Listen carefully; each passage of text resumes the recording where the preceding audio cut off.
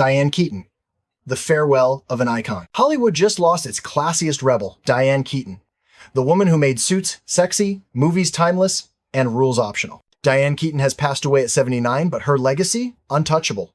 From The Godfather to Annie Hall, she redefined not just acting, but style itself. The hats, the blazers, the wit, all Diane. She was the cool girl before cool, had a definition, charming, eccentric, fiercely herself. But her story wasn't without complexity. Her loyalty to Woody Allen drew controversy, sparking new debates about art, morality, and legacy. In our latest podcast episode, we dive deep into why Diane Keaton's career changed film forever and how she taught generations to be unapologetically authentic, both on and off screen.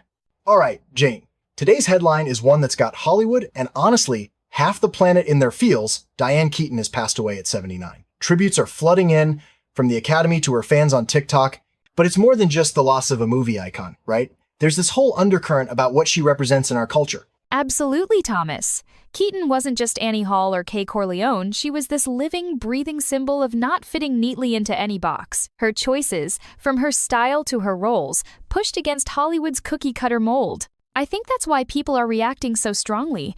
It feels like we're losing a part of that rebellious, authentic spirit. Yeah, it's wild. I scrolled past at least 5 different memes of her in that men's vest and tie. People are grieving, but also celebrating how she made it cool to be odd. Makes you think, have we gotten too safe or bland in how we celebrate individuality now? Or is her loss waking us up to that? I'll be honest, when I saw the news, my first reaction was gut-level sadness, like, there goes the queen of quirky. But then it hit me. Her story isn't just glitter and Oscars. She's stuck by Woody Allen even when most of Hollywood walked away. That's messy, right? Messy is the word. There's this tension. On one hand, she championed honesty in her work, but on the other, her public support for Allen during number Me Too cost her goodwill. People are split. Are we supposed to separate art from artist, or do we demand more from icons? Exactly, and I think it's a tightrope. Like, we love her for being unapologetically herself, but that means sometimes she took stances not everyone agreed with. It's uncomfortable, and maybe that's the point. She forced us to reckon with our own contradictions, too. Let's zoom out and get logical for a sec. Diane Keaton's career stats are wild. Oscar for Annie Hall, the Godfather trilogy, iconic comedies. But there's also the real-life stuff. Dropped out of college to chase Broadway dreams, battled bulimia, adopted 2 kids. She was public about her struggles, which is pretty rare for someone of her era. That openness was huge. When she talked about bulimia, she said, "I became a master at hiding, and it broke the silence for so many fans." But I'm also struck by how she never watched her own films. She said she didn't like how she looked or sounded. It's almost shocking for someone that magnetic on screen. And that kind of vulnerability, especially in a business built on surface-level perfection, feels radical. But then, Hollywood's pressure cooker seems to eat people alive. Are we any kinder now? Or is it just better PR hiding the same old problems? Funny you ask her. Life feels like this mirror for our society, doesn't it? The way she redefined femininity with her suits and hats, or how she adopted kids as a single woman, all while Hollywood pushed certain norms. It's like she quietly asked, why do we play by these rules? Yeah, and the pushback she got for defending Allen is a whole other layer.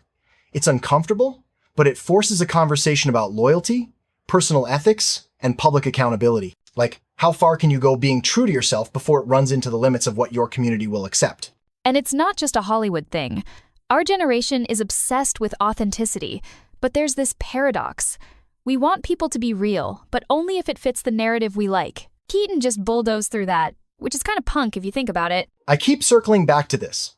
Can you admire someone's art and still hold them accountable for their choices? Because with Keaton, it's so complicated. Annie Hall is a masterpiece. But does her support for Allen taint that legacy? Or are we oversimplifying by even trying to answer that with a yes or no? I'm torn. Like, my gut says we can love the art and question the artist, but it's never that easy. There's real pain behind those controversies. Dylan Farrow's allegations weren't just Hollywood drama. Maybe the real answer is we have to hold both truths, celebrate what Keaton gave us, and grapple with the uncomfortable parts too. And honestly, isn't that what democracy or any community should do? Make space for messiness, debate, and growth, instead of pretending things are one-dimensional. If we want a better society, maybe it starts with not looking away when things get complicated. If there's one thing I hope people take from Keaton's story, it's that being iconic doesn't mean being perfect. Her legacy is about showing up as yourself, flaws and all, while pushing for change whether in fashion, family, or film. The world's a little less interesting without her, but maybe we all need to pick up that torch and get a little weirder, a little braver.